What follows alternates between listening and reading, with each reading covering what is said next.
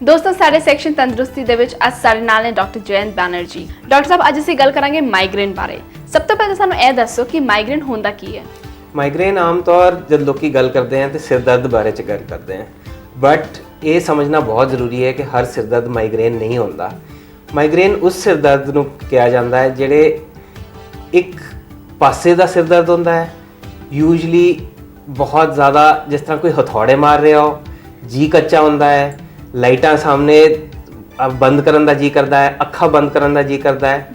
ਕਿਉਂ ਇਹ ਸਿਰ ਦਰਦ ਆਮ ਹੁੰਦਾ ਹੈ ਕਿਸੇ ਨੂੰ, ਇਹ ਕਿਸੇ ਨੂੰ ਪੱਕਾ ਨਹੀਂ ਪਤਾ। ਬ੍ਰੇਨ 'ਚ ਕੋਈ ਬਿਜਲੀ ਦੀ ਇਸ ਤਰ੍ਹਾਂ ਦੀ ਐਕਟੀਵਿਟੀ ਹੁੰਦੀ ਹੈ ਜਿੱਥੇ ਦਿਮਾਗ ਦੇ ਬਾਹਰ ਵਾਲੀ ਜਿਹੜੀ ਨਸਾਂ ਹੈ ਉਹ ਥੋੜੀ ਫੁੱਲ ਜਾਂਦੀਆਂ, ਖਿੱਚਦੀਆਂ ਤੇ ਸਿਰ ਦਰਦ ਕਰਦੀਆਂ, ਤੇ ਬ੍ਰੇਨ ਦੇ ਅੰਦਰ ਜਿਹੜੀ ਦਿਮਾਗ ਦੇ ਅੰਦਰ ਜਿਹੜੀ ਖੂਨ ਦੀ ਨਸਾਂ ਜਾਂਦੀਆਂ ਉਹ ਥੋੜੀ ਕੰਸਟ੍ਰਿਕਟ ਕਰ ਜਾਂਦੀਆਂ ਤੇ ਅਜੀਬ ਇਹ ਫੀਚਰਸ ਆਉਂਦੇ ਆ ਮਾਈਗ੍ਰੇਨ 'ਚ। ਇਹ ਕੋਈ ਖਤਰਨਾਕ ਬਿਮਾਰੀ ਨਹੀਂ ਹੈ, ਬਟ ਬੜੀ ਡਿਸੇਬਲਿੰਗ ਜੀ ਬਿਮਾਰੀ ਹੈ ਜਿੱਥੇ ਲੋਕਾਂ ਨੂੰ ਕਾਫੀ ਤਕਲੀਫ ਹੁੰਦੀ ਹੈ। ਇਨਫੈਕਟ ਅੰਦਾਜ਼ਾ ਲਗਾਇਆ ਜਾਂਦਾ ਹੈ ਕਿ 10% ਜਿਹੜੇ ਵਰਕਿੰਗ ਆਵਰਸ ਹੈ ਆਮ ਜਨਤਾ ਦੇ ਉਹ ਖਤਮ ਹੋ ਜਾਂਦੇ ਆ। ਮਤਲਬ 10% ਲੋਕੀ ਕੰਮ ਤੇ ਨਹੀਂ ਜਾ ਸਕਦੇ ਬਿਕੋਜ਼ ਉਹਨਾਂ ਨੂੰ ਜਾਂ ਕਿਸੇ ਉਹਨਾਂ ਦੀ EMPLOYEE ਨੂੰ ਮਾਈਗ੍ਰੇਨ ਹੋ ਰਹੀ ਹੈ। ਇਸ ਨੂੰ ਅਸੀਂ ਮਾਈਗ੍ਰੇਨ ਕਹਿੰਦੇ ਹਾਂ। ਡਾਕਟਰ ਸਾਹਿਬ ਮਾਈਗ੍ਰੇਨ ਹੋਣ ਦਾ ਕਾਰਨ ਕੀ ਹੋ ਸਕਦਾ ਹੈ? ਮਾਈਗ੍ਰੇਨ ਦਾ ਕਾਰਨ ਐਜ਼ ਸੱਚ ਕਿਸੇ ਨੂੰ ਨਹੀਂ ਪਤਾ, ਬਟ ਇਹਦੇ ਕੁਝ ਇਸ ਤਰ੍ਹਾਂ ਦੇ ਟ੍ਰਿਗਰ ਫੈਕਟਰਸ ਹੁੰਦੇ ਆ ਜਿਹਦੇ ਕਰਕੇ ਮਾਈਗ੍ਰੇਨ ਸ਼ੁਰੂ ਹੋ ਸਕਦਾ ਹੈ। ਨੀਂਦ ਪ੍ਰੋਪਰਲੀ ਨਹੀਂ ਆਣਾ, ਖਾਣਾ ਟਾइम ਤੇ ਨਹੀਂ ਖਾਣਾ, ਸਡਨ ਬਹੁਤ ਜ਼ਿਆਦਾ ਆਵਾਜ਼ ਹੋਣੀ, ਬਹੁਤ ਜ਼ਿਆਦਾ ਟੀਵੀ ਦੇਖਣਾ, ਕੁਝ ਸਪੈਸਿਫਿਕ ਫੂਡਸ ਹੁੰਦੇ हैं जिस तरह चीज़ चॉकलेट, ਇਹਦੇ ਨਾਲ ਮਾਈਗ੍ਰੇਨ ਹੋ ਸਕਦਾ ਹੈ। ਬਹੁਤ ਜ਼ਿਆਦਾ ਡਰਿੰਕ ਕਰਨਾ, ਆਮ ਤੌਰ पे ਚਾਈਨੀਜ਼ ਫੂਡ 'ਚ ਜਿਹੜਾ MSG ਮੋਨੋਸੋਡੀਅਮ ਗਲੂਟਾਮੇਟ ਜਾਂ ਜਿਹਨੂੰ ਅਜੀਨੋਮੋਟੋ ਕਹਿੰਦੇ ਆ ਉਹਦੇ ਨਾਲ ਮਾਈਗ੍ਰੇਨਸ ਹੁੰਦੇ ਆ। ਇਹ ਆਮ ਕਾਰਨ ਸੋਚੇ ਜਾਂਦੇ ਆ ਕਿ ਇਹਨਾਂ ਨਾਲ ਮਾਈਗ੍ਰੇਨ ਟ੍ਰਿਗਰ ਆਫ ਹੋ ਸਕਦਾ ਹੈ, ਬਟ ਬਹੁਤ ਲੋਕਾਂ ਦੀ ਮਾਈਗ੍ਰੇਨ ਦਾ ਕੋਈ ਕਾਰਨ ਵੀ ਨਹੀਂ ਮਿਲਦਾ। ਲੇਡੀਜ਼ ਨੂੰ ਆਪਣੇ ਮੈਂਸਟਰੁਅਲ ਸਾਈਕਲ 'ਚ ਕਦੇ-ਕਦੇ ਮਾਈਗ੍ਰੇਨ ਦਾ ਅਟੈਕ ਹੋ ਸਕਦਾ ਹੈ, ਪੀਰੀਅਡ ਤੋਂ ਜਸਟ ਤੋਂ ਪਹਿਲਾਂ। ਇਹ ਸਾਰੇ ਕਾਰਨ ਹੋ ਸਕਦੇ ਆ ਮਾਈਗ੍ਰੇਨ ਦੇ। ਕਈ ਲੋਕ ਕਹਿੰਦੇ ਨੇ due to lot of stress also migraine ਹੋ ਸਕਦਾ ਹੈ। ਸਟ੍ਰੈਸ ਹੈਡੇਕ ਜਿਹੜਾ ਹੁੰਦਾ ਹੈ ਉਹ ਕਲਾਸਿਕਲੀ ਮਾਈਗ੍ਰੇਨ ਨਹੀਂ ਹੁੰਦਾ ਹੈ। ਸਟ੍ਰੈਸ ਹੈਡੇਕ ਜਿਹੜਾ ਆਮ ਤੌਰ 'ਤੇ ਸਿਰ ਨੂੰ ਇਸ ਤਰ੍ਹਾਂ, ਜਿਸ ਤਰ੍ਹਾਂ ਕਿਸੇ ਨੇ ਬੰਦ ਫੜਿਆ ਹੋਇਆ ਹੋ, ਟਾਈਟ ਹੋਏ, ਪੂਰਾ ਦਿਮਾਗ ਭਾਰਾ ਹੋਏ, ਇਹਨੂੰ ਅਸੀਂ ਸਟ੍ਰੈਸ ਹੈਡੇਕ ਕਹਿੰਦੇ ਹਾਂ। ਮਾਈਗ੍ਰੇਨ ਔਰ ਸਟ੍ਰੈਸ ਹੈਡੇਕ 'ਚ ਬਹੁਤ ਫਰਕ ਨਹੀਂ ਹੈ। ਇਹਨਾਂ ਨੂੰ ਕਦੇ-ਕਦੇ ਡਾਕਟਰਸ ਵੀ ਨਹੀਂ ਡਿਫਰੈਂਸ਼ੀਏਟ ਕਰ ਸਕਦੇ, ਬਟ ਇਹਨਾਂ ਦਾ ਫਰਕ ਵੀ ਇੰਨਾ ਨਹੀਂ ਪੈਂਦਾ ਬਿਕੋਜ਼ ਦੋਨੋਂ ਦੀ ਟ੍ਰੀਟਮੈਂਟ ਆਲਮੋਸਟ ਸੇਮ ਹੈ। ਤੁਸੀਂ ਗੱਲ ਕੀਤੀ ਟ੍ਰੀਟਮੈਂਟ ਦੀ, ਤੇ ਹੁਣ ਸਾਨੂੰ ਦੱਸੋ ਕਿ ਮਾਈਗ੍ਰੇਨ ਦੇ ਕੀ ਟ੍ਰੀਟਮੈਂਟ ਹੋ ਸਕਦੇ ਨੇ।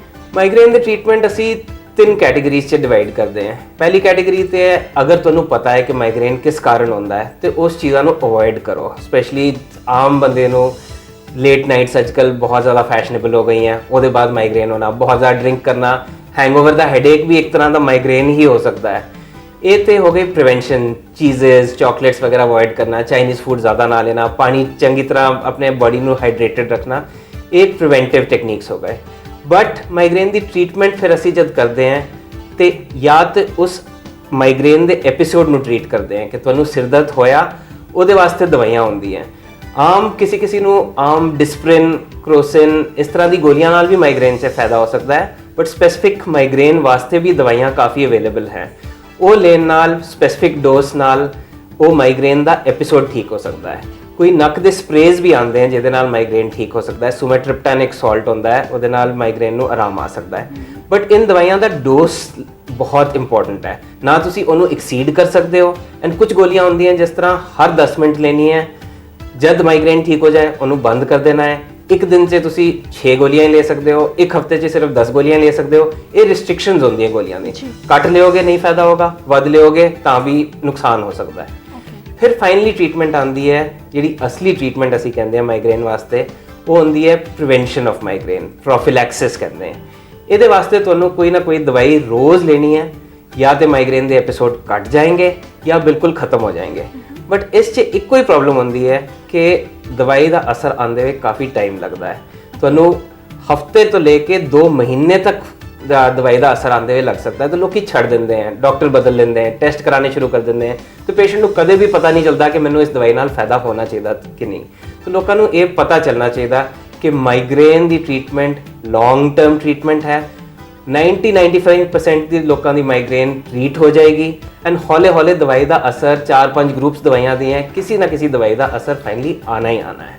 ਸੋ ਲੋਕਾਂ ਨੂੰ ਪੇਸ਼ੈਂਟ ਹੋਣਾ ਬਹੁਤ ਜ਼ਰੂਰੀ ਹੈ ਇਹਦੇ 'ਚ। ਮੀਨਸ ਮਾਈਗ੍ਰੇਨ ਦਾ ਟ੍ਰੀਟਮੈਂਟ ਅਵੇਲੇਬਲ ਹੈ ਪਰ it's a slow treatment. It's a very slow treatment, it needs a lot of patience. ਕਦੇ ਕਦੇ ਐਕਸਪੈਰੀਮੈਂਟੇਸ਼ਨ ਬਹੁਤ ਚਾਹੀਦੀ ਹੁੰਦੀ ਹੈ।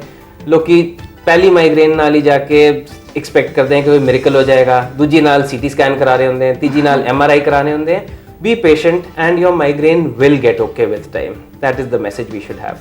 ਡਾਕਟਰ ਸਾਹਿਬ ਜੇਕਰ ਕਿਸੇ ਨੂੰ ਮਾਈਗ੍ਰੇਨ ਦਾ ਅਟੈਕ ਹੁੰਦਾ ਤਾਂ ਉਸ ਵੇਲੇ ਸਭ ਤੋਂ ਪਹਿਲਾਂ ਕੀ ਕਰਨਾ ਚਾਹੀਦਾ ਹੈ? ਟਾਈਮ ਨਾਲ ਆਮ ਪੇਸ਼ੈਂਟ ਨੂੰ ਪਤਾ ਚੱਲ ਜਾਂਦਾ ਹੈ ਕਿ ਮੇਰੀ ਮਾਈਗ੍ਰੇਨ ਕਿਸ ਦਵਾਈ ਨਾਲ ਠੀਕ ਹੋਏਗੀ। ਜਿੰਨੀ ਛੇਤੀ ਉਹ ਦਵਾਈ ਲਏਗਾ ਉਨੀ ਛੇਤੀ ਉਸ ਨੂੰ ਫਾਇਦਾ ਹੋਏਗਾ। ਮਾਈਗ੍ਰੇਨ ਵੇਟ ਨਾ ਕਰੋ ਕਿ ਤੁਹਾਡੀ ਫੁੱਲੀ ਡਿਵੈਲਪ ਮਾਈਗ੍ਰੇਨ ਹੋ ਜਾਏ, ਤੁਸੀਂ ਮੰਜੇ ਤੇ ਪੈ ਜਾਓ, ਤੁਹਾਡਾ ਪੂਰਾ ਦਿਨ ਵੇਸਟ ਹੋ ਜਾਏ, ਸ਼ੁਰੂ 'ਚ ਹੀ ਦਵਾਈ ਲੈ ਲਿਓ। ਇਹ ਜ਼ਰੂਰ ਧਿਆਨ ਰੱਖੋ ਕਿ ਅਗਰ ਤੁਹਾਡੇ ਮਾਈਗ੍ਰੇਨ ਦਾ ਕੈਰੈਕਟਰ ਚੇਂਜ ਹੋ ਜਾਏ, ਤੁਹਾਨੂੰ ਮਾਈਗ੍ਰੇਨ ਹੁੰਦਾ ਸੀ ਇੱਕ ਪਾਸੇ ਦਾ, ਹਰ ਵਾਰ ਉਸੇ ਤਰ੍ਹਾਂ ਦੀ ਸਿੰਪਟਮਸ ਹੁੰਦੇ ਸੀ, ਹੁਣ ਸਡਨਲੀ ਤੁਹਾਨੂੰ ਰਾਤ ਨੂੰ ਨੀਂਦ ਖੁੱਲ ਰਹੀ ਹੈ ਮਾਈਗ੍ਰੇਨ ਕਰਕੇ, ਜਾਂ ਤੁਹਾਡੀ ਸਿਰ ਫਟਣ ਨੂੰ ਆ ਰਿਹਾ ਹੈ, ਮਾਈਗ੍ਰੇਨ ਡਿਫਰੈਂਟ ਟਾਈਪ ਦੀ ਹੋ ਗਈ ਹੈ, ਫਿਰ ਜ਼ਰੂਰ ਤੁਸੀਂ ਪਲੀਜ਼ ਡਾਕਟਰ ਕੋਲ ਜਾਓ। ਫਿਰ ਕੁਝ ਹੋਰ ਚੀਜ਼ ਵੀ ਹੋ ਸਕਦੀ ਹੈ, ਫਿਰ ਇਹ ਨਾ ਸੋਚ ਕੇ ਚਲੀ ਚਲੋ ਕਿ ਇਹ ਮਾਈਗ੍ਰੇਨ ਹੀ ਹੈ। ਡਾਕਟਰ ਸਾਹਿਬ ਮੈਂ ਹੋਪ ਕਰਦੀ ਹਾਂ ਕਿ ਤੁਹਾਡੇ ਸੁਜੈਸ਼ਨਸ ਨਾਲ ਸਾਡੇ ਦਰਸ਼ਕਾਂ ਨੂੰ ਜ਼ਰੂਰ ਫਾਇਦਾ ਪਹੁੰਚੇਗਾ। ਤੁਸੀਂ ਸਾਨੂੰ ਮਾਈਗ੍ਰੇਨ ਬਾਰੇ ਇੰਨਾ ਕੁਝ ਦੱਸਿਆ, ਤੁਹਾਡਾ ਬਹੁਤ ਬਹੁਤ ਧੰਨਵਾਦ। ਮਾਈ ਪਲੇਜ਼ਰ, ਥੈਂਕ ਯੂ।